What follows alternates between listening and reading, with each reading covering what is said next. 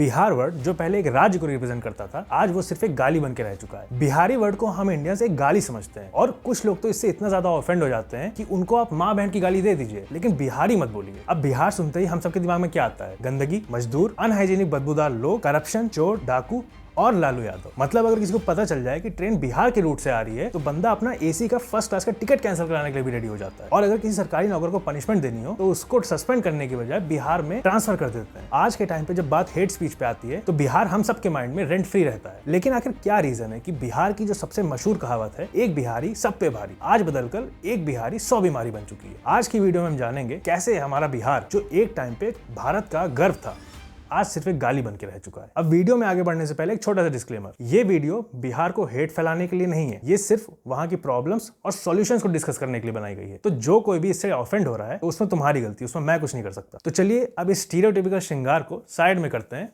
ताकि आप सब हमारी बात को सीरियसली ले सकें।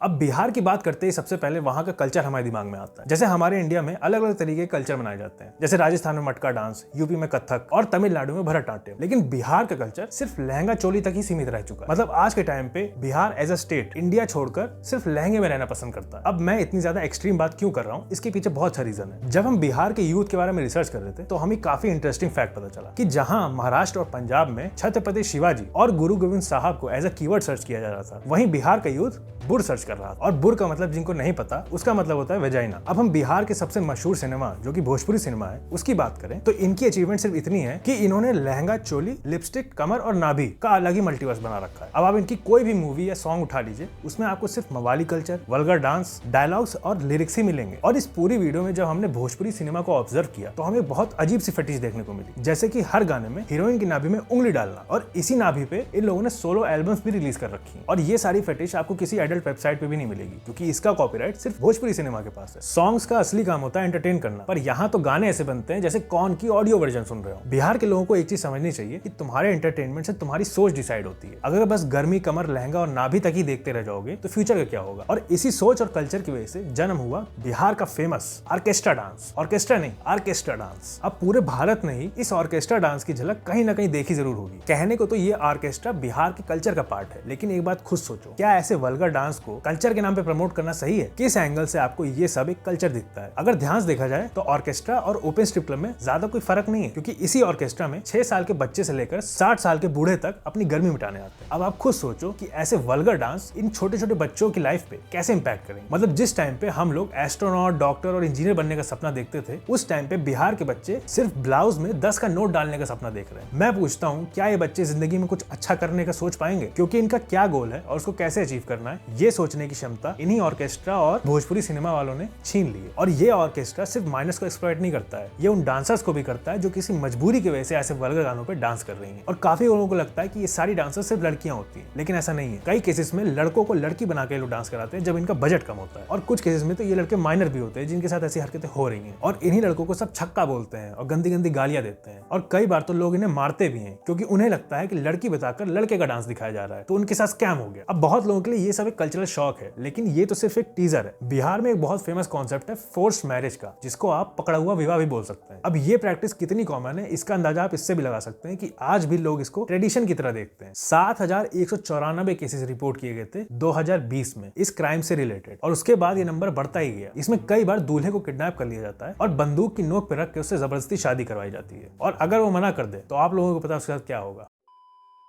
अब बात करते हैं सबसे बड़े स्टीरियोटाइप की, जो हम सारे बिहारियों पे यूज करते हैं, जो कि और कुछ नहीं, गंदगी है। हम सारे इंडियंस ने कैजुअली बिहारियों को अनहाइजीनिक, गवार और बदबूदार का टैग दे रखा है। लेकिन क्या ये सिर्फ एक स्टीरियोटाइप है या सच है? देखा जाए तो स्टीरियोटाइप भी फैक्ट्स के अराउंड ही रिवॉल्व करता है। अब मैं ये नहीं कह रहा कि सारे बिहारी अनहाइजीनिक होते हैं, लेकिन आप खुद एक बार देखिएगा कि कोई भी ट्रेन अगर बिहार के रूट से आ रही है तो वहाँ पे मैक्सिमम टाइम बहुत ज्यादा गंदगी देखने को मिलती है, क्योंकि जो खाया वहीं फेंक दिया, खाना गिरा दिया, मोजे गंदे हैं, स्मेल आ रही है पूरी ट्रेन में, और टॉयलेट की तरफ तो आप गलती से भी नहीं जा सकते, क्योंकि वहाँ की स्मेल सूंघ के आपकी मौत हो जाएगी। देखिए लोग कैसे लटक कर जा रहे हैं, ये हाल एसी का है।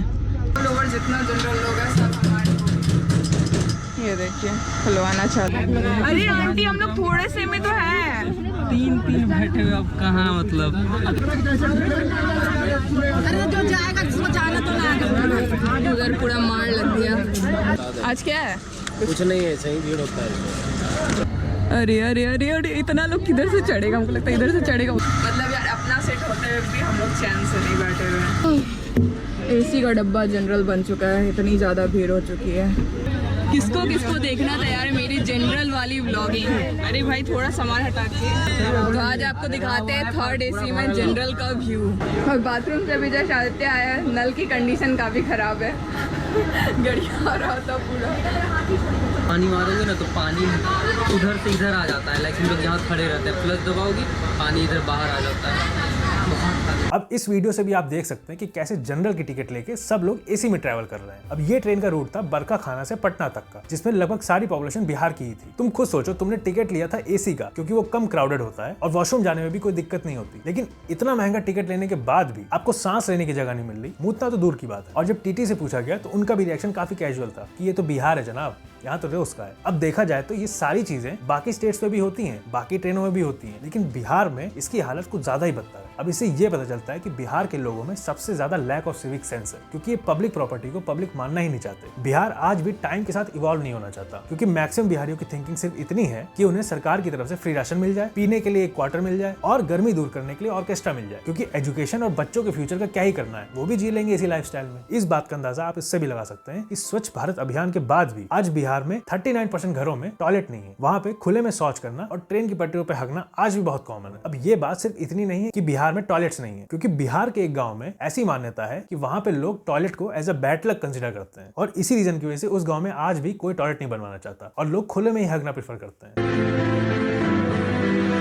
वो 1994 में एक बड़े लड़का का, सिद्धेश्वर सिंह का बड़े लड़का का देहांत हो गया। फिर कोई बनाने के शुरू किए 1996 में। उस समय भी उन्हीं का बड़का श्यामदेव सिंह का बड़ा लड़का ये देहांत कर गया। 2009 में भी कोई शौचालय बनाने की सरकारी योजना आया था, उसका पहल कर रहा था, तो दनियामा में एक्सीडेंट कर गया उसका कपड़ा से। वो हमारे सामूहिक शौचालय स्कूल में बना हुआ, उसमें लेटरिन किया, 2 दिन के बाद उनका देहांत।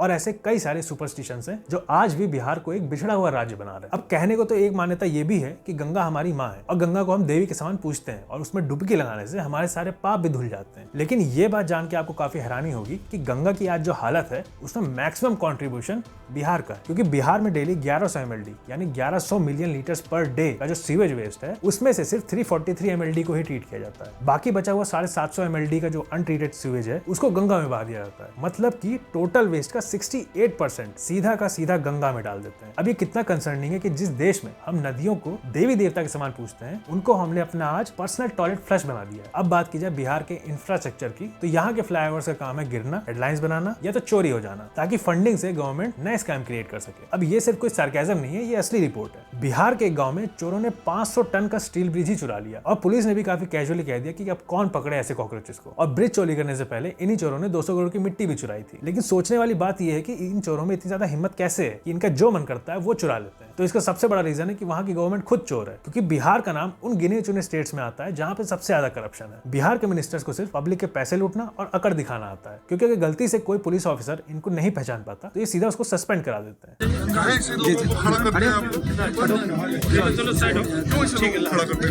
मंत्री को नहीं पहचानता, हमारी मंत्री को रोक रहा है, इसको सस्पेंड करवाइए। और सबसे बड़ी दुख की बात यह है कि सिर्फ गवर्नमेंट का नहीं, जनरल पब्लिक का भी यही हाल है। अच्छा, आप खुद सोचिए, बिहार में एक दरोगा की कितनी सैलरी होगी? 50,000? जी नहीं, ये महीने का 5 करोड़ कमाते हैं। अब ये मैं नहीं कह रहा हूँ, ये कहना है बिहार के एक मेंबर ऑफ लोकसभा का। एक दरोगा ने हमको क्या कहा जानते हैं? नाम नहीं लेंगे। 2 दरोगा था बैठा हुआ, बोला सर 5 करोड़ रुपया तो महीना कमाते हैं, आप सस्पेंडे होंगे तो क्या हो जाएगा? अब तो सूद ब्याज इतना आ जाएगा कि मत पूछिए। अब बोला सर यदि हम 40 लाख कमा लिए, एक दरोगा कहा, और सस्पेंड होंगे तो 1 महीने के बाद 2 लाख रुपया देंगे, उसके बाद दूसरा थाना चले जाएंगे। दरोगा क्या बोलता है ऐसे समझिए कि एक बार नदी के किनारे का थाना, बालू का थाना मिल गया तो फिर दोबारा थाने में रहने की जरूरत नहीं है, फिर आप कहीं दे दीजिए, सस्पेंड भी करिए, कोई दिक्कत नहीं कुछ भी।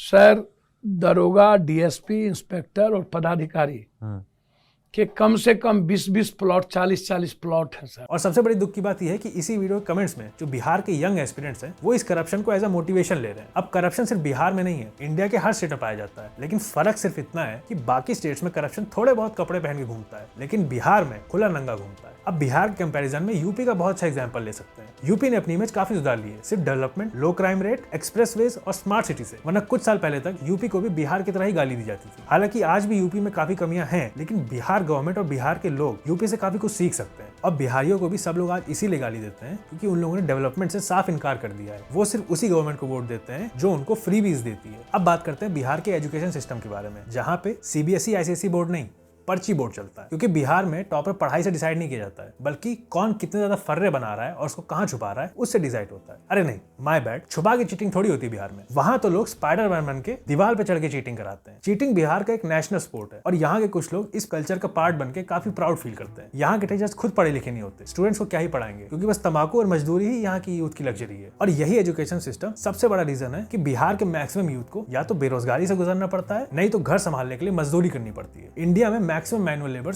बिहार से ही आते हैं। अब इसका अंदाजा आप इसरो सेट की इस रिसर्च पेपर से भी लगा सकते हैं कि अकेले बिहार से 4.4 से 5 मिलियन लेबर्स माइग्रेट करते हैं बड़े शहरों में काम करने के लिए। और बिहार की आधी से ज्यादा पॉपुलेशन अभी भी गरीबी रेखा से नीचे है। और जो लोग बिहार में पढ़े लिखे और वेल एजुकेटेड भी हैं, वो बिहार में एक सेकंड रहना भी पसंद नहीं करते। सबसे ज्यादा माइग्रेशन बिहार से यही एजुकेटेड लोग करते हैं, या फिर वो स्टूडेंट्स जिनको हायर एजुकेशन चाहिए होती है। इसका अंदाजा आप इससे भी लगा सकते हैं कि 2001 से लेकर 2011 तक 9.3 मिलियन, लगभग 1 करोड़ लोग बिहार को छोड़कर बड़े शहरों में बस गए। और इन 1 करोड़ में से सबसे ज्यादा वेल एजुकेटेड लोग ही थे। तो इससे अब हमें ये तो समझ में आ गया कि बिहार की मेन प्रॉब्लम क्या है। वहां पे जितने लोग भी रह रहे हैं इस टाइम पे, वो सब सोशली बैकवर्ड क्लास हैं, क्योंकि जो मिडिल क्लास और अपर क्लास के होते हैं उन्होंने तो बिहार कब का छोड़ दिया और दोबारा मुड़ के भी नहीं देखा। तो क्या प्रॉब्लम बिहार के लोगों में है? जी नहीं, प्रॉब्लम सिर्फ बिहार के लोगों में नहीं है, बल्कि उनकी मेंटालिटी में भी है। क्योंकि हमारे देश से मैक्सिमम IAS ऑफिसर्स बिहार से आते हैं, लेकिन सबसे बड़ी दुख की बात यह है कि सबसे ज्यादा करप्ट भी वही ऑफिसर्स होते हैं। अब इसमें आप बड़े बड़े ऑफिसर्स के नाम और उनके स्कैम्स भी देख सकते हैं। अब फिर से करप्शन और छोटी सोच इंडिया के हर स्टेट में पाई जाती है, लेकिन अगर हम बड़े नंबर्स की बात करें तो बिहार का नाम सबसे पहले उछाला जाता है। और मैं कहता हूँ बिहार के लोग क्यों नहीं करेंगे करप्शन? जब वहाँ पे पूरी गवर्नमेंट ही करप्शन में बनी हुई है तो लोग भी तो वही काम करेंगे ना। और इसमें पूरा दोष सिर्फ बिहार की गवर्नमेंट का भी नहीं है, बिहार के लोगों का भी है। बिहार की सबसे बड़ी प्रॉब्लम है जातिवाद। यहाँ के लोग पूरी सरकार जाति पे ही बनाते हैं और जाति पे ही गिरा देते हैं। यहाँ का CM कौन बनेगा ये लोग काम के बेसिस पे डिसाइड नहीं करते हैं, बल्कि जाति के बेसिस पे डिसाइड करते हैं। डेवलपमेंट गया तेल लेने और इसी चीज का फायदा उठाते हैं बिहार के नेता, क्योंकि उन्हें पता है वो डेवलपमेंट कराएं या ना कराएं किसी को फर्क नहीं पड़ता। बिहार की गवर्नमेंट इतना ख्याल रखती है अपने लोगों का कि एक बार को तो वो टीचर की सैलरी देना भूल जाए, लेकिन बजट निकलने के बाद MLAs को माइक्रोवेव ओवन और ब्रीफकेस देना नहीं बोलते। उसके बाद जब वोट लेने की बारी आएगी तो ये अपना यादव कार्ड निकाल के खड़े हो जाएंगे और एक बोरी आटा और एक क्वार्टर में तो पूरा बिहारी खरीद लेंगे। और पब्लिक भी इतनी पागल कि बस एक देसी क्वार्टर के लिए वोट भी दे देगी इनको। इसका सबसे अच्छा एग्जांपल है लालू यादव। मतलब आप ये सोचिए, एक टाइम ऐसा भी था जब लालू यादव जैसे लोग, जिन्हें अपने बच्चों का नाम तक याद नहीं रहता, वो एक पूरा राज्य संभाल रहे थे। आप ये आपकी फैमिली की तस्वीर है यहाँ पे,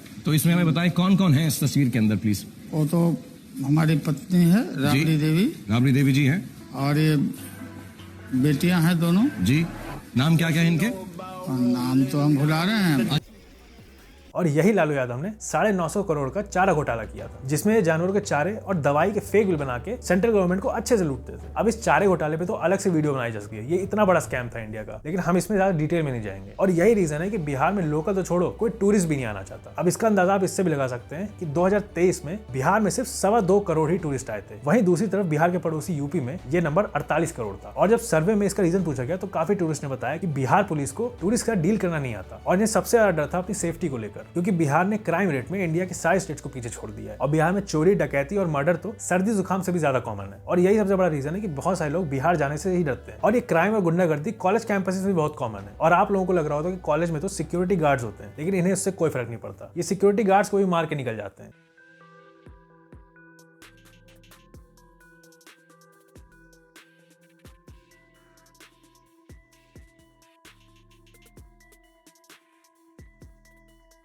अब बिहार के स्टूडेंट्स को एक बार को तो पेन यूज करना ना आए, लेकिन लाठी चार्ज करना बहुत अच्छे से आता है। से वो दूसरे गुट पर टूट पड़ा। इस पूरी वारदात में कई छात्र घायल भी हो गए।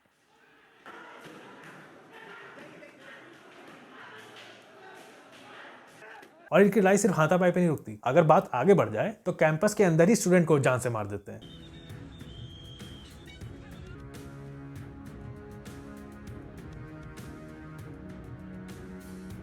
अब बात करते हैं इस वीडियो की सबसे बड़ी क्वेश्चन की कि अगर बिहार इतना ही खराब है तो क्या हम इसे भारत का पार्ट मानना बंद कर दें? तो इससे पहले आप ये बताइए कि अगर आपको हार्ट अटैक आता है और आपका दिल काम करना बंद कर देता है तो क्या आप अपना दिल बॉडी से बाहर निकाल कर फेंक देते हैं? तो बिहार भले ही आज के टाइम पे स्ट्रगल कर रहा है, लेकिन बिहार ने जो देश के लिए कंट्रीब्यूट किया है वो सब भूल चुके हैं। हमारे देश के बड़े बड़े स्कॉलर्स, मैथमेटिशियन और साइंटिस्ट सब बिहार से थे। आर्यभट्ट, ब्रह्मगुप्त, चाणक्य, चंद्रगुप्त मौर्य, अशोका द ग्रेट, शेरशाह सूरी, आदि शंकराचार्य, लॉर्ड महावीर और जितने भी बड़े बड़े नाम आपने हिस्ट्री बुक्स में सुने वो सब बिहार की ही देन है। और इन्हीं दिग्गजों की वजह से लोग सिर्फ बिहार को नहीं बल्कि पूरे भारत को जानते हैं। यहाँ तक कि गौतम बुद्ध को भी सिद्धि की प्राप्ति बोधगया में हुई थी। अपने टाइम की सबसे बड़ी यूनिवर्सिटी जहाँ पे पूरी दुनिया से लोग पढ़ने और रिसर्च करने आते थे, नालंदा यूनिवर्सिटी, वो भी बिहार की देन है। और बिहार की इन्हीं सारी अचीवमेंट्स को देखकर ही लोग कहते थे कि एक बिहारी सब पे भारी। लेकिन आज के टाइम पे ये कहावत एकदम बदल गई है और अब हम बिहारियों को सिर्फ नफरत की नजर से देखते हैं। ये बात सच है कि मॉडर्न डे बिहार काफी स्ट्रगल कर रहा है, लेकिन जब पूरा भारत स्ट्रगल कर रहा था तो बिहार अकेला खड़ा था। तो आज जब बिहार अकेला स्ट्रगल कर रहा है तो क्या पूरा भारत नहीं खड़ा हो सकता है? अब इसमें सारी गलती बिहार की भी नहीं है, क्योंकि ये तो हिस्टोरिकली प्रूवन है कि अच्छी फसलों को हमेशा कीड़े खा जाते हैं और यही हुआ है बिहार के साथ। लेकिन इन सब के लिए हमें हेट फैलाने की जरूरत नहीं है, बल्कि अवेयरनेस फैलाने की जरूरत है, ताकि बिहार वापस अपनी पुरानी ग्लोरी पे आ सके। और अगर बिहार के सारे लोग एक साथ आ जाएं तो उनका डेवलपमेंट भी कोई रोक नहीं सकता। एक राजा कभी प्रजा से बड़ा नहीं होता है, अगर प्रजा अपने पे आ जाए तो राजा भी घुटने टेक देता है। तो जो बिहारी इस वीडियो को देख रहे हैं वो इन सब चीजों पे काम करें ताकि बिहारी वर्ड गाली से तारीफ बन सके। अब इस वीडियो में हमने जितनी भी बातें की हैं, अगर बिहार की गवर्नमेंट इसका आधा भी इंप्लीमेंट कर ले तो हमें काफी पॉजिटिव चेंजेस देखने को मिल सकते हैं। और इस वीडियो को सिर्फ पॉजिटिव क्रिटिसिज्म की तरह ही लेना, क्योंकि सच चाहे जितना भी कड़वा हो, होता वो सच ही है। और जितने भी लोग इस वीडियो को देख रहे हैं मैं उनसे एक ही रिक्वेस्ट करूंगा कि कमेंट्स में बिहार और बिहारियों के अगेंस्ट कोई गाली ना दे। तो इस वीडियो में हमने जितना हो सकता था उतना कवर किया हुआ है। हो सकता है कुछ चीजें मिस हो गई हो, तो उसी के लिए हमने कम्युनिटी बनाई हुई है आर्यन क्लैन नाम से। डिस्कॉर्ड सर्वर का लिंक नीचे मिल जाएगा, कम्युनिटी ज्वाइन करो और कुछ